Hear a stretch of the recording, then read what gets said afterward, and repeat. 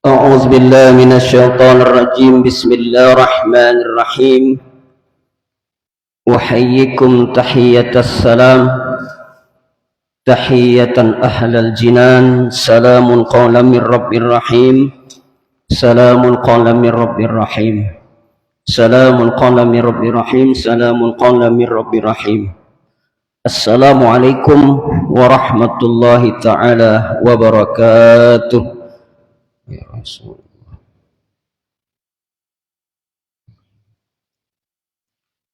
على هذه النية ولكل نية صالحة لله تعالى. الفاتحة. أعوذ بالله من الشيطان الرجيم. الحمد لله رب العالمين. إياك نعبد وإياك نستعين. اهدنا صراط الذين أنعمت عليهم غير المغضوب عليهم ولا الضالين. ولرضاء سيدنا رسول الله مولانا محمد وجميع أهل بيته وذريته وأصحاب الكرام وتابعهم بإحسان إلى يوم الدين. الفاتحة. أعوذ بالله من الشيطان الرجيم. الحمد لله رب العالمين. إياك نعبد وإياك نستعين. ولرضاء جميع كافة الملائكة كافة عامة، جميع الملائكة أصرح، جميع الأنبياء المرسلين، جميع الأولياء والشهداء الصالحين، حضرة سلطان الأولياء وخليفة الله في آخر الزمان سيدنا إمام مهدي رضي الله عنه، جميع جيوسه. اللهم يا أحد صل على سيدنا أحمد، اللهم يا أحد صل على سيدنا محمد، اللهم يا أحد صل على خليفتك المهدي أحد. ولرضا سلطان الأولياء الكتب الرباني الغوث الأكرم شيخ محي الدين سلطان الأولياء شيخ عبد القادر الجيلاني، وجميع الأرواح آبائنا وأمهاتنا وأسراتنا، جميع جدنا وجدتنا، جميع أمنا وعمتنا، جميع أساتذتنا، جميع أساتذتنا، وجميع مرشدنا العارفين بالله، جميع العلماء والأولياء والرافل بالله، خواص الخواص، جميع أرواح جسدي، جميع جماعة مسجد نور hidayah kafatan amatan, wa jami' anfusina wa arwahina. Sebutkan nama kita masing-masing. Hadiah Fatihah ruh kita. Hendrikus Al-Fatihah.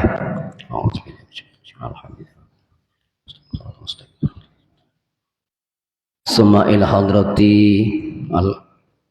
waliyullah awliya ar-arifin billah Hujjatul Islam Al-Imam Ghazali wa istimbatuhu Ihya Ulumuddin Al-Ghazali Syekh Hawa. Al-Fatihah.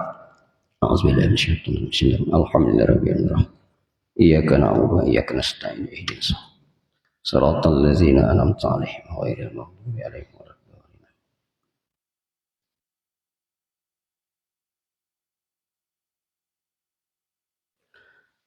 A'udzubillahi minasyaitonir rajim. Bismillahirrahmanirrahim. Alhamdulillahirabbil alamin. Al-mukashafatul ghaibu lil fuqara ila siratim mustaqim. Walhamdulillahilladzi an'amana bi ni'matil imani wal islam wa an'amana bi halawatil iman wa lazzatil ibadah wa halawati ma'rifati. Asyhadu an la ilaha illallah wahdahu la syarika lah wa asyhadu anna sayyidana wa nabiyyana Muhammadan abduhu wa rasuluhu la nabiyya ba'dah. Allahumma salli wa sallim wa karrim ma'azim ala habibina wa syafi'ina wa maulana Muhammad al-fatih lima ulika wal khatim lima sabaqa nasiril haq bil haq wal hadi ila siratikal mustaqim wa ala alihi haqqa qadrihi wa miqdaril azim. Amma ba'd. Faqala Allah ta'ala fil Qur'anil Karim, A'udzu billahi minasyaitonir rajim. Bismillahirrahmanirrahim. Alam nashrah laka sadrak ila akhir ayah. Wa qala ta'ala yawmun la yanfa'u malun wala banun illa man atallaha biqalbin salim. Qalu subhanaka la ilma lana illa ma 'allamtana innaka antal alimul hakim. Rabbi shrah li sadri wa yassir li amri wahlul 'uqdatam min lisani yafqahu qawli. Rabbana zidna ilma warzuqna fahma. Allahumma faqihna fid din wa 'allimna ta'wil. Jamaah sekalian yang dimuliakan Allah Subhanahu wa taala, Kita dari Sarifati kitab Ihya Ulumuddin Hujjatul Islam Al-Imam Ghazali, insya Allah masuk ke fasal ke-13, yaitu bulan Ramadan tadi kita telah sekilas untuk review murajaah.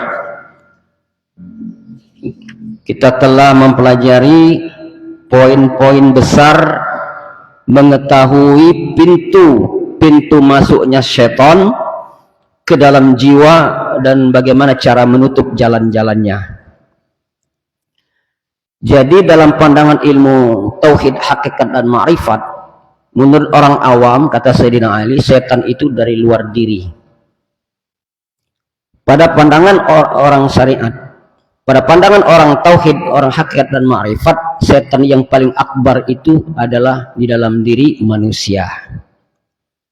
Mengapa? Itulah jihad akbar. Jika kita berperang seperti perang Badar, perang Uhud, memerangi setan iblis, Dajjal lain sebagainya di luar diri seperti Amerika, Yahudi lain sebagainya, musyrikin Mekah, mudah. Asal punya bom, punya nuklir, mudah. Ketika baru pulang dari perang Badar, Rasul bersabda, "Raja'na min jihadil asghar ila jihadil akbar." Majid akbar ya Rasulullah, jihadun nafs. Kita baru pulang dari perang yang kecil menuju perang yang lebih besar. Kaget para sahabat. Masih adakah perang yang lebih dahsyat di bulan suci Ramadan ini dibanding perang Badar ini? Ketika itu perang Badar orang Islam berjumlah 313 melawan pasukan kaum kafir musyrikin kafir Quraisy 10.000 orang. Akhirnya mereka karena keadaan berlapar bisa menahan, mengendalikan hawa nafsu. Allah berikan pertolongan. Iza jaa nasrullah wal fath. Allah turunkan, terjunkan pasuk para malaikat-malaikat judu dalam yarauha, tentara yang tanpa dilihat. Akhirnya kaum muslimin karena taat kepada Allah dan Rasul bisa mengendalikan hawa nafsunya, akhirnya berikan kemenangan.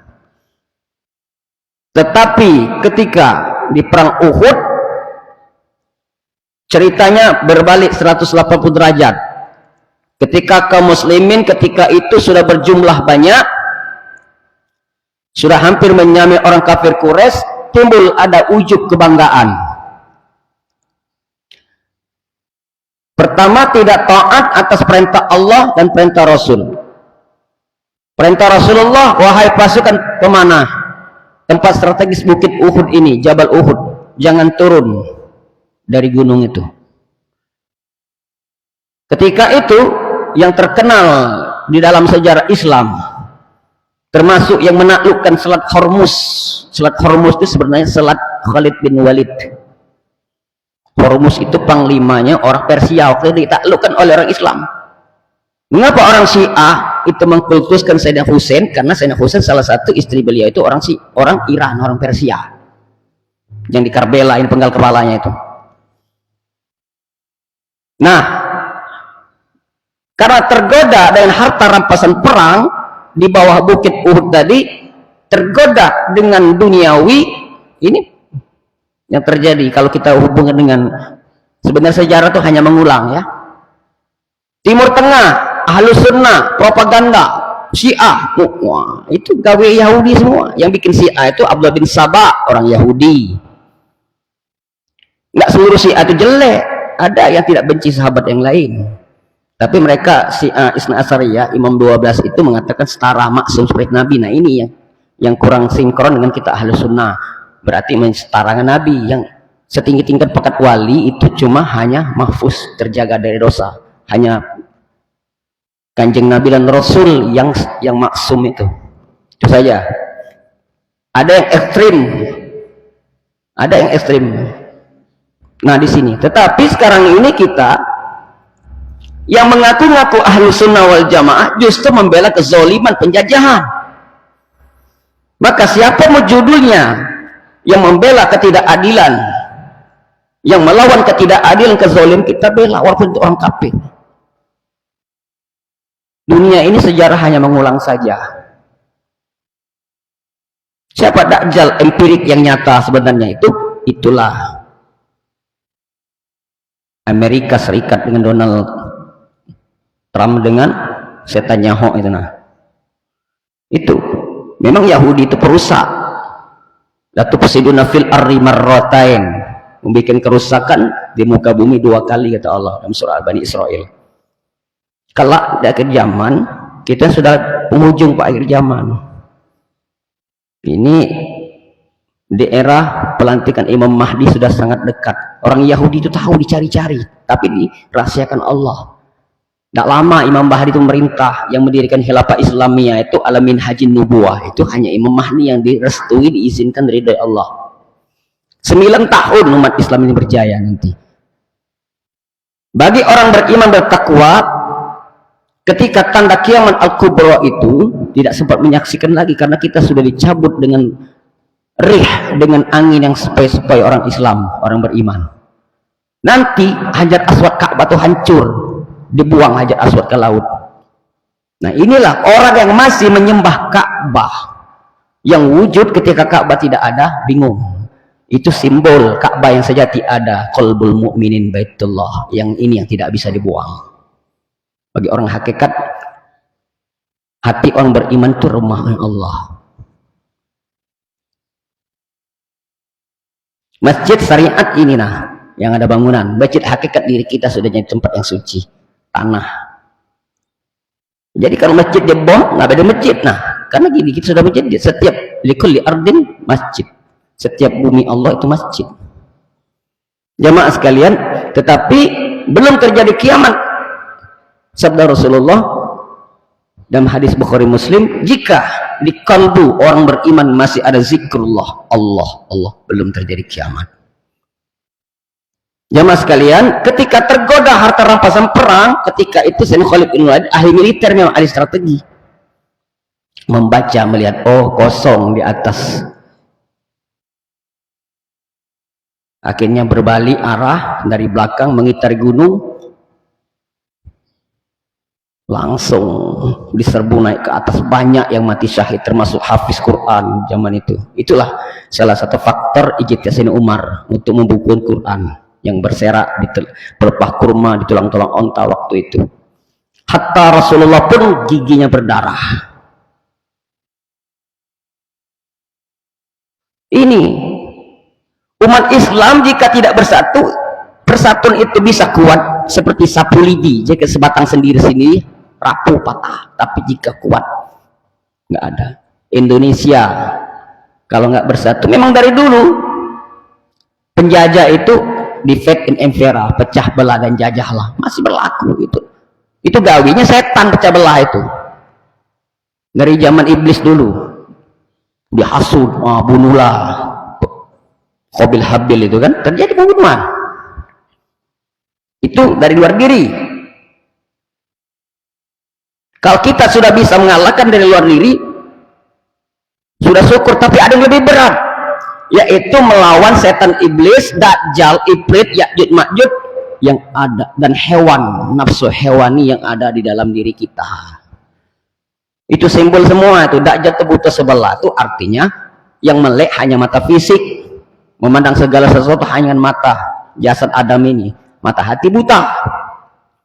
Kelak kebutaan mata hati ini dibawa sampai mati, akan tersesat selama di jalan benar yang hak. Ini yang Abah ajarkan di sini. Jadi kalau memandang segala sesuatu mata fisik, mati jalur syariat, masih jalur zohir diri kita. Syariat itu jalur jasad masih. Kalau sudah masuk ke mata hati, sudah masuk ke tarekat hakikat ma'rifat. Makanya mulai sekarang belajar melihat tanpa mata, mendengar tanpa telinga, itu maksudnya.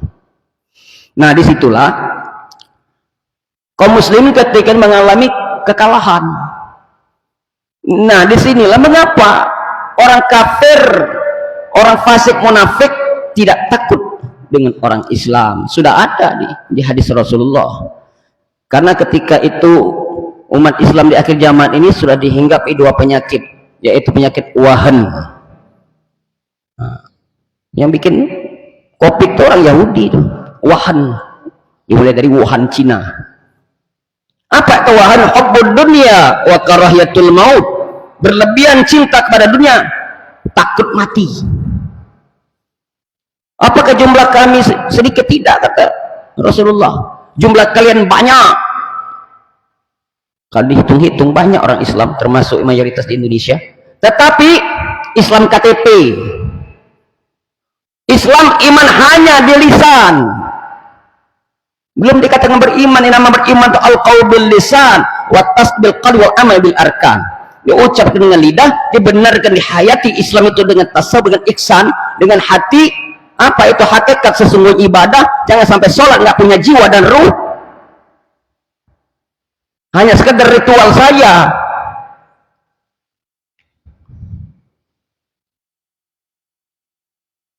Sehingga tidak mengetahui tujuan ibadah. Akhir ibadah itu siapa yang kita ibadah tak kenal, minta gaji tak tahu siapa yang disembah. Jamaah sekalian, kropos bagaikan buih di lautan, bagaikan buih di lautan, terobang-ambing. Lihat sekarang kondisi Timur Tengah. Wah, itu Syiah, padahal masih bersahadat, masih Islam, cuma beda sedikit saja dalam akidah, dalam fikih. Maaf, abah tidak membela Syiah, tetap membela kebenaran. Al-haqqu min rabbik wala takunanna minal mumtarin. Kebenaran datang dari Rabbmu, tapi jangan kamu menjadi orang yang ragu-ragu, kata Allah. Ya, ada Timur Tengah, mulai dari Mesir, Uni Emirat Arab, Qatar, Kuwait, apalagi, dan lain sebagainya, membela orang kafir, minta perlindungan orang kafir. Karena memang sejatinya Arab Saudi dulu itu dinasti Saud, penguasa yang sah itu ada Syarif Hussein yang lari ke Yordania, disokong oleh Inggris. Berdin Yahudi juga disokong oleh Inggris. Abah pernah belajar sejarah, salah satu kitab yang ditulis oleh salah satu mantan orang kafir musyrik masuk Islam, orang Yahudi, namanya William G. Carr, pernah diterjemahkan oleh Al-Ustadz Mustalah Mafur, Master of Art, MA, salah satu dosen abah di ISID Gontor dulu. Ketika zaman Soeharto, akhirnya sekarang di dalam satu bab kitab tersebut ada proyek kristenisasi 2000, tahun 2000, akhirnya beliau dibebas ke penjara, akan ditolong oleh kiai kami, akan dibebaskan. Apa judul bukunya? Yahudi Menggenggam Dunia. Kalau kita pelajari sejarah Yahudi mulai dari nabi-nabi, banyak membunuh nabi-nabi. Perang dunia pertama, perang dunia kedua, seluruhnya itu asbab faktor penjabat Yahudi. Mereka ini nak setting perang dunia ketiga. Ini gawe dia nih, dunia nih diaturnya, itu gawe Yahudi. Tapi nggak bisa, sudah ditakdir Allah, nanti Yahudi itu nanti bunuhlah, batu-batu bisa berbicara. Ini Yahudi belakangku, hanya satu pohon yang melindungi, Gorgot, pohon Gorgot, itu pohon Yahudi, pohon cemara itu. Kayak orang-orang Yahudi banyak memelihara pohon Gorgot itu pohon Yahudi. Jamaah sekalian, makanya kita ulang tentang pintu-pintu masuk setan dalam jiwa manusia adalah marah dan syahwat. Ini sekarang nih, anak ulangi lagi. Banyak nafsu amarah, syahwat semua. Baik syahwat birahi, baik syahwat kekuasaan. Negara nak diatur, nak ngambil hak minyak orang, ini nggak adil. Gawe orang kafir kayak gitu. Negara lain tidak boleh punya nuklir. Iran so tidak boleh, giliran Israel didiamkan aja. Nah itu kan standar ganda. Ini munafik, standar ganda itu munafik. Yang kedua, dengki dan tomak. Nah ini tomak. Ada dengki, nggak senang dengan kemajuan negara lain, tomak, serakah, monyet gitu. Kenyang dengan makanan sekalipun halal bersih, karena rasa kenyang dapat memperkuat syahwat, sedangkan syahwat adalah senjata setan. Jadi kita itu orang beriman itu nggak boleh berlebihan kenyang. Ini masih ada kesempatan puasa Syawal, tapi Ustadz nggak sempat Ustadz, banyak halal lebih halal ya. Pintar-pintar kita mengatur waktu lah. Abah nih banyak undangan, alhamdulillah. Ini mau kena ngambuk ya, aku motivasi. Hari ini hari kedua sudah Syawal. Syukur-syukur kamu hari kedua kemarin Syawal, 3 Syawal sudah selesai. Makanya kadang-kadang puasa Syawal itu pada biasanya di pekan-pekan kedua kan sudah sedikit apa undangan kan. Yang keempat, suka berhias dengan perbuatan pakaian dan rumah. Boleh berhias, karena sejatinya Gusti Allah itu yang jamil, hibbul jamal. Allah itu sangat indah dan menyukai keindahan. Yang berlebihan yang tidak boleh itu kan. Tomak kepada manusia. Tadi sudah Abah contohkan ya. Sekarang ayat-ayat Allah tampakkan perang. Padahal ini posisi Iran benar, karena negara Iran itu mereka membela diri. Cobalah, sudah 8 tahun latihan perang dan embargo ekonomi masih bisa bertahan. Sekarang kan Arab Saudi lain sebagai tergantung di bawah ketek Amerika. Dolar tuh lihatlah itu, ada mata Dajjal itu ya. Jamaah sekalian, bukan Allah Ta'ala. Makanya menjadi pemimpin harus benar-benar yang tegas, jangan standar ganda dengan alasan bergabung dengan apa perjanjian itu board of peace untuk perdamaian. Hakikatnya bukan perdamaian, malah ngajak perang. Ini bukan politik ini ya, tapi politik yang hak. Harus membela yang benar, bukan bela yang tidak benar. Terburu-buru dan tidak mengkonfirmasi permasalahan kita di dalam segala sesuatu itu tidak boleh tergesa-gesa, karena al-ajalatu minasyaiton wa ta'ali minallah ta'ala. Ketergesa-gesaan itu datang dari setan, sedangkan kehati-hatian itu datangnya dari Allah Ta'ala. Dirham, dinar, segala macam harta kekayaan, jika kita tidak gunakan sebagaimana mestinya sesuai dengan perintah Allah, sesuai syariat Islam dalam hadis Rasulullah, maka akan menyebabkan kita serakah seperti Korun, Fir'aun dan sebagainya. Makanya kemarin ada zakat fitrah, ada zakat mal. Itu tujuannya apa? Untuk mendidik nafsu kita, untuk membersihkan jiwa kita agar bersih, tidak serakah dan tidak pelit dan kikir. Bakhil dan takut miskin. Mengapa banyak orang takut bersedekah? Ini namanya sedekah. Kalau infak, zakat itu sesuai dengan ketentuannya.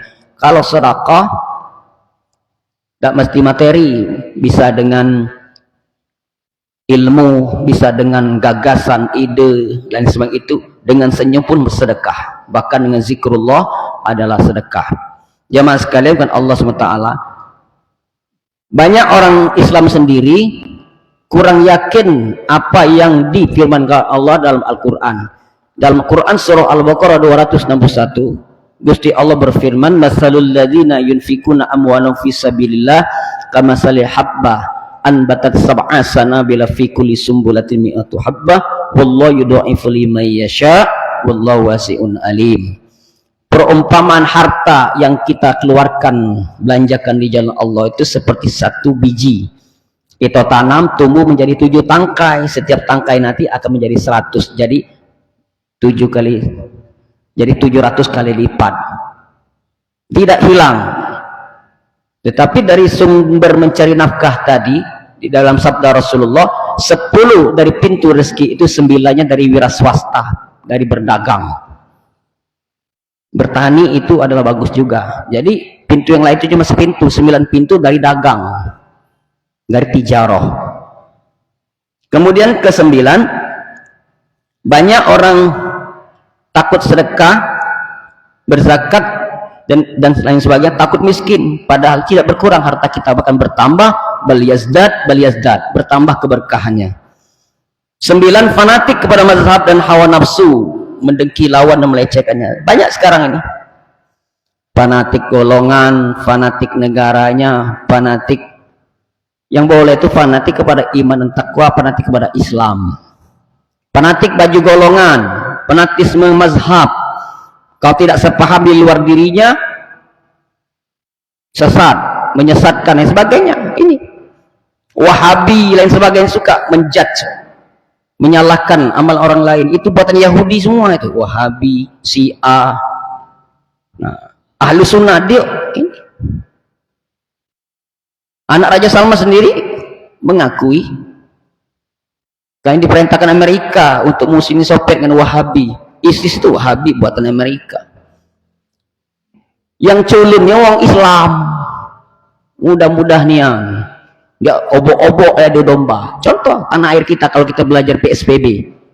Apa PS Pendidikan Sejarah Perjuangan Bangsa zaman kita dulu ya, sekolah.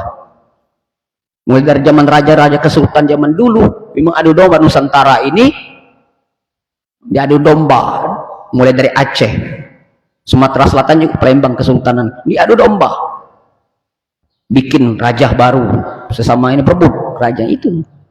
Ketika sudah mulai kesadaran, ketika zaman Soekarno mulai ada sudah berpendidikan, oh makanya ada Jong Japa, ada Sumpah Pemuda, itu kita bersatu, jangan lagi berseteru.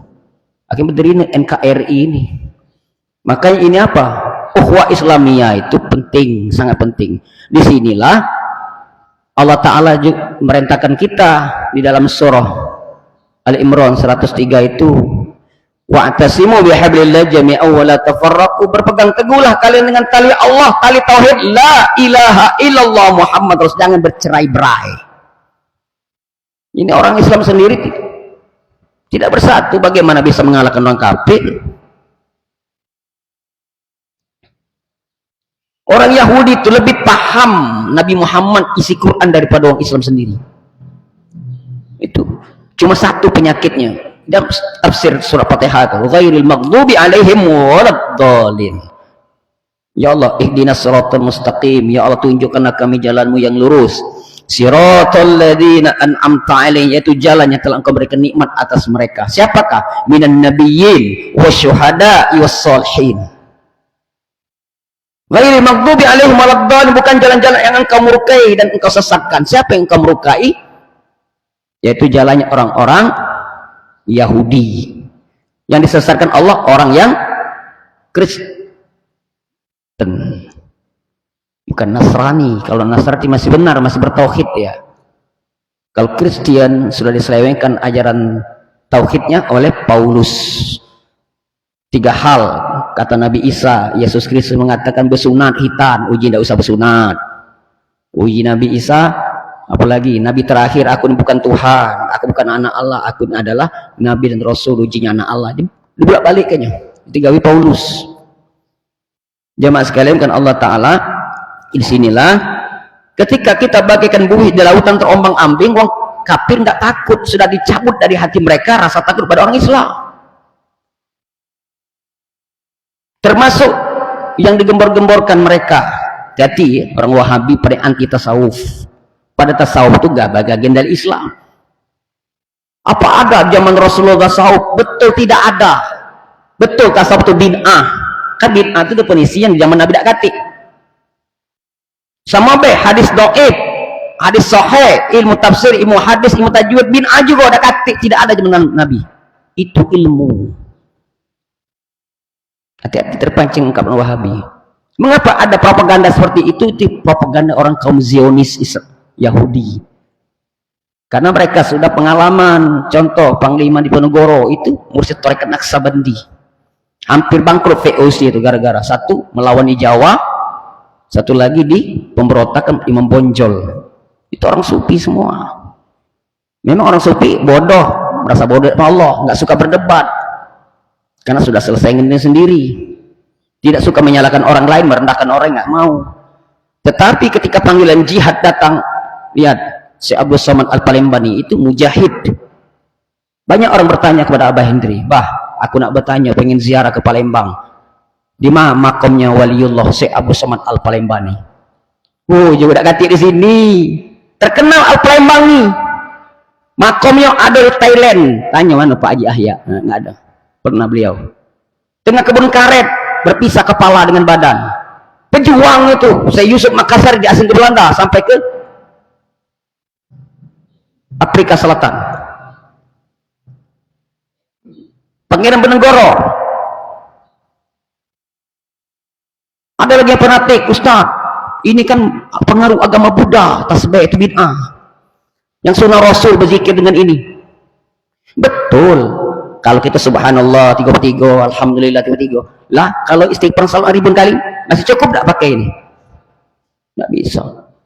Sementara dia pakai yang digital. Nah, ini kadang-kadang hati-hati ya. Jamaah sekalian kan Allah Subhanahu wa taala, Siapapun yang merasa lebih baik dari orang lain dan tidak peduli urus orang Islam, bukan ahlul baitnya Nabi dan bukan golongan Nabi Muhammad SAW. Islam itu rahmatan lil alamin, merangkul seluruh perkat umat. Kemudian ke-10, mengajak orang awam untuk berpikir tentang zat Allah. Belajar hakikat tauhid itu dari bawah dulu, benahi syariat dulu. Tetapi syariat itu tidak kata kesantuan. Nggak umur 100 masih yang hukum halal haram baik. Hakikat ibadah tak ngerti mana sholat khusyuk, gimana lezatnya iman, lezat ibadah. Sambil menyelam minum air, sambil benahi ibadah ritual, benahi ibadah hati. Yang dilihat Allah itu adalah kebersihan hati, kesucian kolbu, ibadah yang ikhlas.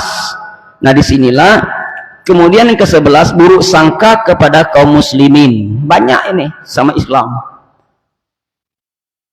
Gus Baha mengatakan, Imam Ghazali juga mengatakan, ciri-ciri orang yang hatinya kotor, hati banyak virus penyakit hati itu selalu kreatif, selalu melihat kelemahan, kekurangan, dosa, aib orang lain. Memang ada. Wa ainur ridha an kulli aibin kalila wa aina sukhti tubdil musawiyah. Jika orang itu sudah benci, walaupun pandangan syariat baik, tetap dipandangnya salah. Kalau tapi demen, walaupun itu jahat, salah, dianggapnya baik. Itu manusia itu, nggak fair. Jamaah sekalian dengan Allah Subhanahu Wa Taala.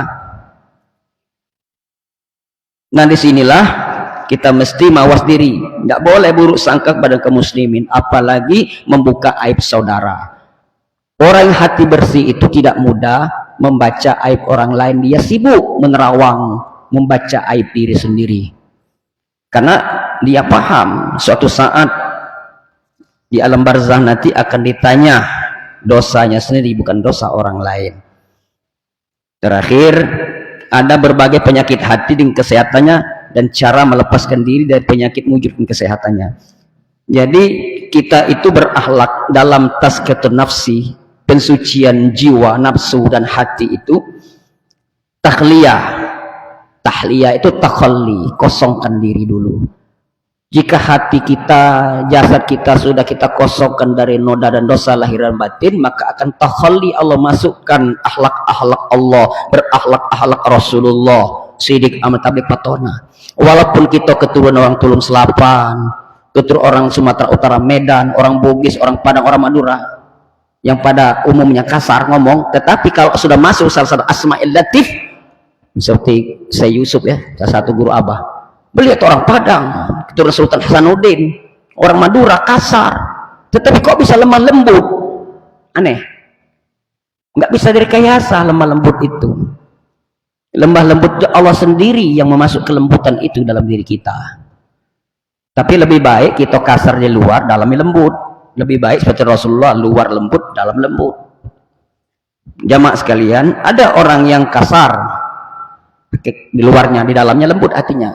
Ada yang di luarnya lembut, perilaku sehari-hari lembut, ngomong lembut, tapi hatinya kotor. Nah itu namanya nggak sinkron. Jamaah sekalian, tanda-tanda penyakit hati dan kesehatannya. Jadi hati itu sama dengan kata Imam Ghazali dengan penyakit jasad. Contoh baik penyakit jasad kita ini kan, misalnya kita puasa 2 minggu, nah kurang minum cairan, buah-buahan kurang, akhirnya kena sariawan. Begitupun hati manusia. Ada yang bertanya, Ustaz ngapalah aku ini kalau berzikir tidak terasa nikmat, tidak sholat? Kamu banyak penyakit hati, kata saya. Bagaimana mengobatnya? Sucikan jasadnya, mandi tobat, banyak istighfar, salawat, bersihkan dulu. Kuras bak mandi yang banyak ada tai cecak, ada apa itu, baru dibersihkan. Insya Allah hilang sariawannya itu, kata. Alhamdulillah setelah 2 minggu istiqomah, alhamdulillah Ustaz, ana terasa nikmat lezat sholat sekarang Ustaz. Nah itu bukan teori, sudah praktek. Kalau kita belum apa-apa, misalnya kata seperti gelas ini, nah botol, akulah sudah galau baca apa yang ngomong Ustaz Hendri, Abah Hendri lah tahu. Datang di majelis seseorang dengan gelas penuh, tumpah, nggak dapat berkah ilmu Allah.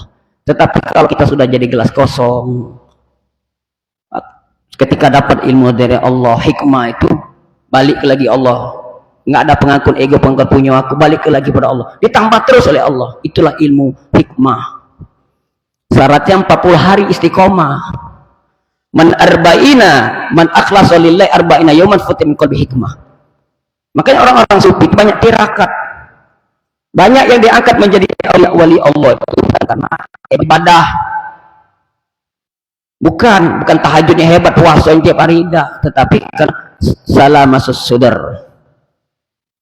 Insyir sadri wa salam sudar, kebersihan hati.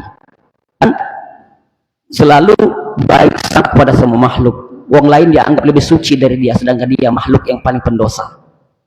Jemaah kalian kan Allah Ta'ala, bagaimana jalan untuk mengetahui aib diri kita sendiri? Imam Ghazali memberikan resep. Pertama, hendaklah ia duduk datang ke seorang syekh, seorang mursyid dalam tarekat yang arif billah. Jadi mengangkat seorang mursyid itu bukan gurunya, bukan. Itu berasa isyarat petunjuk dari Allah menjadi seorang wali Allah. Allah yang mengangkat melantik seperti Rasulullah. Itulah hakikatnya penerus para nabi dan rasul itu, ulama rasul anbiya itu yang mewariskan itu. Dan laqad ja'akum rasulun anfusikum itu.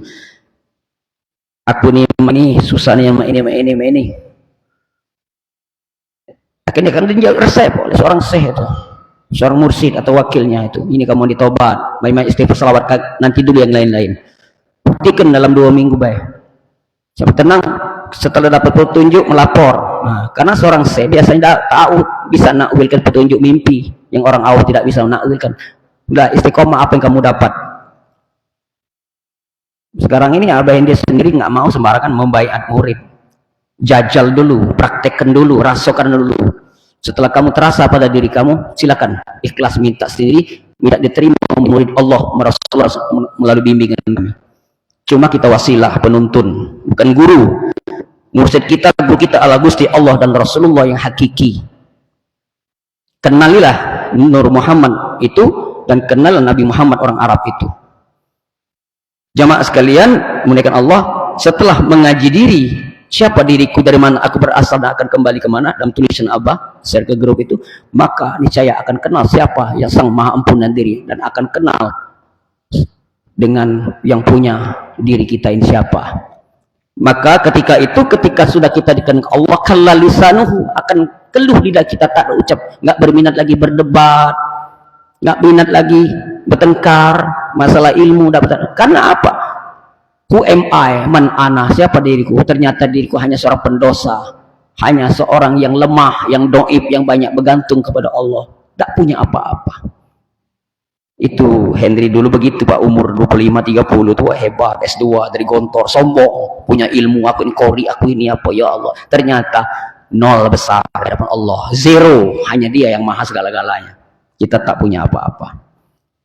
Jangan ngaku-ngaku hidup ini, ngaku wali, ngaku ulama, ngaku ustaz, baca apa manusia, mati di situ. Mana kehebatan kita ketika sakaratul maut? Hilang semua. Mana mantan gubernur, mana mantan orang terkaya? Walaupun ahli sedekah, walaupun ahli ini, bangun masjid dan sebagainya, Allah lihat, lempar ke neraka, ke zabta. Sebulan kamu ahli jihad, ahli ceramah, habis Quran sebagainya, bukan karena aku, karena kita pujian makhluk. Ini banyak orang gak paham dan live di FB, menonjolkan diri, bukan. Karena jangkau luas sudah zamannya, maka berdakwah itu sesuai dengan zamannya. Zaman live konten dengan konten, bukan hanya Palembang, jangkau yang luar negeri, lain banyak yang bertanya. Jamaah sekalian, berdakwah itu luas pengertian, bukan hanya di panggung seperti ini. Yang kedua, setelah kita datang seorang syekh, hendaklah yang meminta kepada seorang kawan yang jujur beragama dan tajam penglihatan mata hati basirohnya. Cari kawan-kawan soleh yang bisa memberi masukan, mengkritik kita dengan jujur, dengan ikhlas. Alhamdulillah Abah punya kawan seiring seperjuangan. Henry, jangan suka merendahkan orang syariat, yang merendahkan orang teori. Kan kadang Allah tuh menasihati melalui lisan orang lain. Terima kasih Ustaz sudah memperingat. Itulah sesama muslim itu, wa tawassul bil haqqi was sabr. Terima, jangan tidak membela diri, enggak. Itu masih ego sih namanya. Ustaz, kamu bacain tadi salah, anak terima. Anak tahu anak Nabi muda. Siapapun yang mengajarkan kebaikan, keilmuan, atas ini aku siap menjadi hambanya, hamba sahayanya. Wafata hikmah itu hazana kebaikan itu ilmu dari mana sih ada? Walaupun dari orang kafir sekalipun. Ada pendeta di TikTok mengatakan orang jujur pasti baik, orang baik pasti jujur. Nah benar itu. Anda terima, ternyata dari lidah pendeta Anda dapat. Orang Islam yang bicara seperti itu. Nah itu, kebaikan hikmah itu hazanah kaum muslimin yang terbuang, kata para ulama. Ketiga, hendaklah ia memanfaatkan lisan para musuhnya untuk mengetahui aib dirinya sendiri. Makanya musuh kita itu jangan kita benci. Termasuk Abah Hendri banyak musuh. Sesama Ustaz Ki nggak sedang memfitnah sana sini. Anda manfaatkan. Siapa tahu omong mereka itu benar. Oh, mungkin aku terlalu ujub, perbaiki diri. Karena apa? Orang yang benci dengan kita itu kreatif biasanya. Tahu kekurangan diri kita. Mungkin Allah berbicara lisan mereka itu. Hendri, yang berlebihan kamu begini. Oh, ini tuh sombong kalau ngomong ketus. Tapi tidak pada ngomong depan. Tidak apa-apa. Terima ngelapang dada. Berat pak nak jadi wali Allah tuh harus siap menampung seluruh karakter tabiat baik dan buruk manusia sedunia angin sedunia pada diri kita. Siap tak? Kalau dipuji siap semua, kalau dicaci siap enggak? Enggak siap. Makanya tetap dipuji tidak terbang, dihina tidak tumbang. Itu baru ujian dari diri. Kalau sudah lolos itu masih ada yang menghadang dalam diri kita. Ini paling berat. Ujub. Sum'ah, riya, apa takabur lain-lain itu masih bisa dihindari, bisa diketahui. Oh ini takabur. Dan nada bicara bisa. Yang paling ujub, merasa besar diri, bangga diri. Orang lain nggak tahu, yang tahu diri kita sendiri dengan Allah. Ini yang paling berat. Ini ujian Ustadz Kiai yang sering tampil seperti apa nih, berat. Makanya beda. Apa kalau ceramah ada adab, meleburkan diri kepada Allah, kosongkan diri, bertawasul dulu agar cahaya Allah yang masuk, bukan cahaya nar, tapi nur Allah, bukan nar iblis, bukan. Nar itu kan api, punya cahaya juga tapi membakar. Kalau nur sejuk. Maka dengan samping dari hati akan masuk ke hati. Tetapi kalau dari akal masuk ke akal, dari nafsu masuk ke nafsu. Anak tak butuh murid yang samping hak. Hanya melemparkan cahaya Allah. Jika dapat tarian alhamdulillah, satu pun cukup. Berarti dapat tarian dari Allah. Jamaah sekalian, terakhir, hendaklah ia bergaul dengan masyarakat.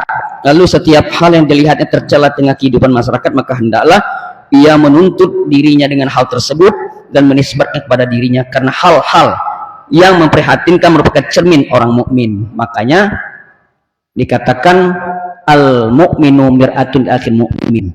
Orang Islam, orang beriman itu cerminan bagi orang Islam yang lain. Nah disinilah jadi pangkatnya wali-wali Allah tuh banyak pak. Ada wali masyhur. Rata-rata kalau mursyid itu masyhur, dikenal. Ada lagi seperti Guru Abah dulu, mastur, tersembunyi, uzlah, khalwat, dari keramaian di padepokan. Tidak sembarangan keluar dari pesantren. Kalau keluar itu kalau perlu tentu yang penting baik, mungkin istrinya melahirkan, dan atau keluar negeri. Nah mastur yang kedua, tersembunyi dari pandangan orang-orang awam yang hati yang kotor. Sama dengan kita, mungkin tukang arloji, jualan pinang patin, 19, tapi dia mastur tersembunyi. Ada yang kutub tiang masjid, kutub tiang-tiang. Jadi di Palembang ini alhamdulillah banyak yang tersembunyi, makanya aman, belum ada bencana-bencana besar. Ketika suatu daerah banyak bencana-bencana, berarti paku-paku bumi itu sudah banyak dicabut oleh Tuhan. Kenapa? Dalam pandangan tauhid ma'rifat, ruh itu tidak mati karena ruh itu ditiupkan dari Allah. Tidak diciptakan melalui kun fayakun. Nur Muhammad pun tuh akan fana binasa karena diciptakan Nur Muhammad tuh tajan nur sifatullah. Setiap yang diciptakan yang berdasarkan kun itu akan fana, sedangkan ruh kembali ke rahmat Allah. Makanya ilmu ruh, ilmu kehidupan ini harus tahu kita jalan pulang. Dulu kita nggak mau diutus ke dunia, ke jasad Adam ini, karena ada salah satu rahim dari ibu kita, makanya mau kita dulu. Ketika kembali nanti harus tahu jalan alamatnya. Orang nggak tahu jalan belum tentu setiap yang itu almarhum almarhum itu kalau mati meninggal dunia fana ini mendapatkan dalam pelukan kasih sayang Allah. Kalau mata yang terjelip ini melotot, di mana letaknya almarhum itu? Nah, di situ logikanya. Makanya keadaan orang-orang mati itu sesuai dengan level iman dan zikirnya kepada Allah. Pertama, zikir syariat. Zikir syariat ini jatuhnya setiap ucapan zikir apapun yang ada suara, ada huruf, itu syariat. Yang penting terima iman, Islam, amal, ibadah, tetap dimakan cacing jasad.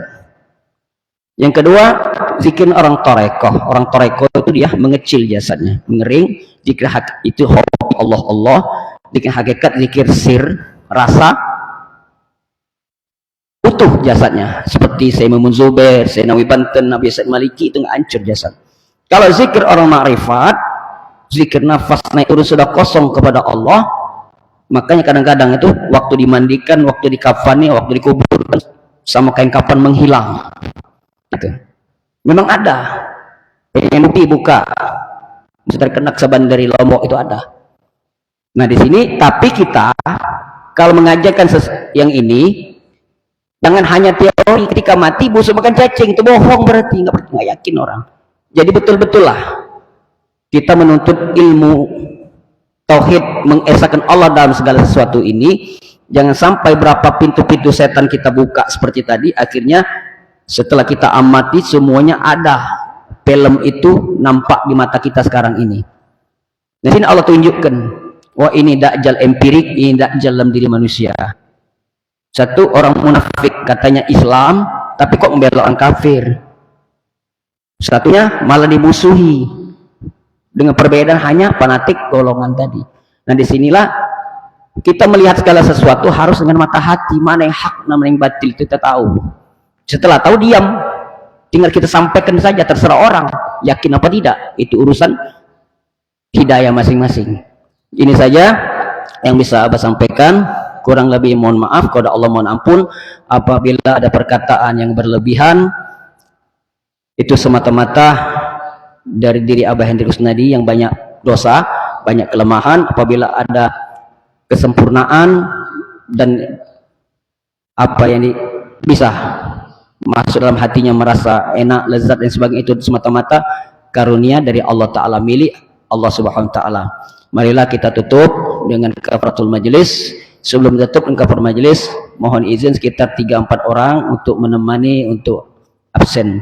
Subhanakallah bihamdika asyhadu alla ilaha illa anta nastaghfiruka wa natubu ilaik, wallahu muwaffiqun ila aqwamit thoriq. Assalamualaikum warahmatullahi taala wabarakatuh.